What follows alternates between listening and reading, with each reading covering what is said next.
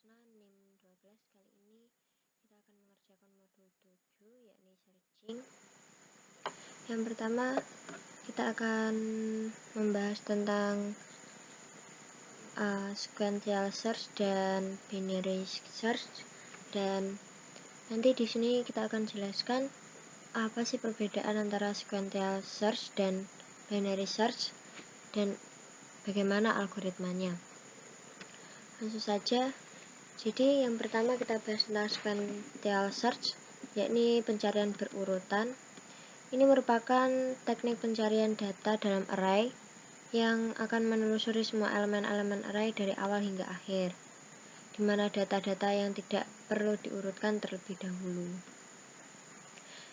Pencarian berurutan menggunakan prinsip sebagai berikut, yakni data yang ada dibandingkan satu persatu secara berurutan dengan yang dicari sampai data ditemukan.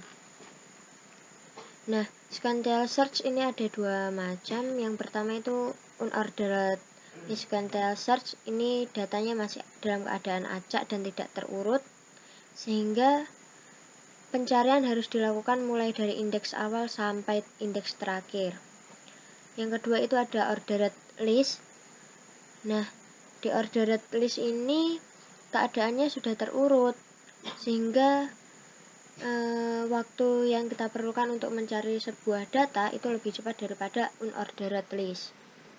Nah, misal nih kita mau mencari data 5 dari array-nya itu 1 2 3 4 1 2 4 3 5. Nah, ini kita bandingkan satu persatu sampai data tersebut ditemukan.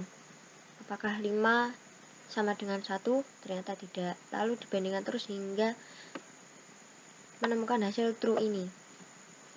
Nah, jika ada di tengah, maka akan berhenti ketika kondisi menjadi true dan tidak akan diulang lagi. Contoh, misal kita mencari 5 dari data array 1 2 5 3 4. Nah, ini kan 5-nya berada di tengah ya.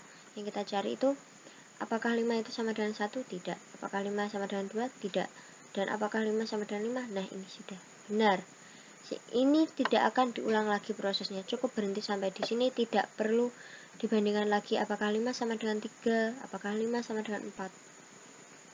Nah, yang kedua adalah binary search. Binary search ini pencarian bagi dua.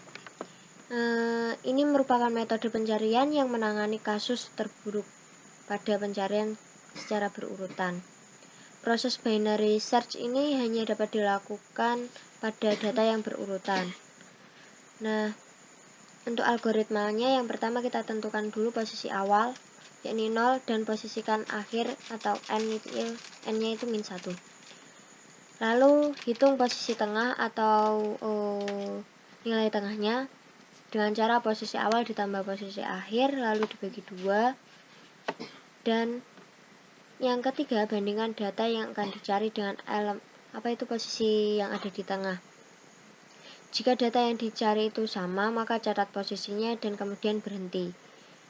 Jika datanya lebih besar, maka akan dilakukan pencarian kembali ke bagian kiri dengan nilai awal sama dengan posisi tengah ditambah 1. Dan posisi akhir tetap kemudian diulang mulai poin kedua.